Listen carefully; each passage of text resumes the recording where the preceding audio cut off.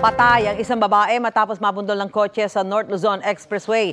Para sa mga detalye, may unang balita live si Darlene Kai. Darlene.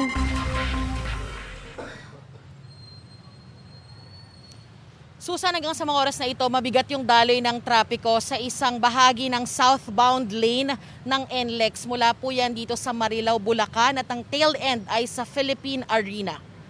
Dahil yan sa isang aksidenteng nangyari pasado alas 5 kaninang umaga. Patay ang isang hindi pa nakikilalang babae matapos umano siyang mabundol ng isang kotse sa southbound lane ng NLEX Marilao.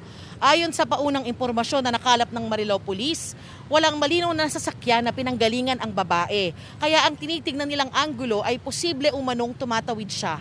May hawak pa raw siyang isang supot ng pandesal ayon sa mga rumesponding pulis. Hindi pa rin naiaalis yung bangkay at sasakyan kani-kanina lamang at naroon na sa site ang mga responders mula sa Bulacan Police at NLEX. Samantala, ang aksidente po ay nagdudulot ngayon ng mabagal ng dadaloy ng trapiko sa lugar.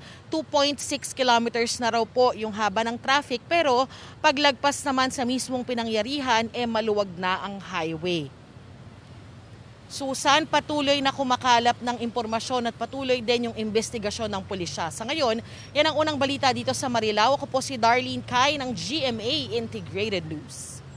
Mauna ka sa mga balita, bisitahin at mag-subscribe sa GMA Integrated News sa YouTube. Sa mga kapuso abroad, samahan nyo kami sa GMA Pinoy TV at sa www.gmanews.tv.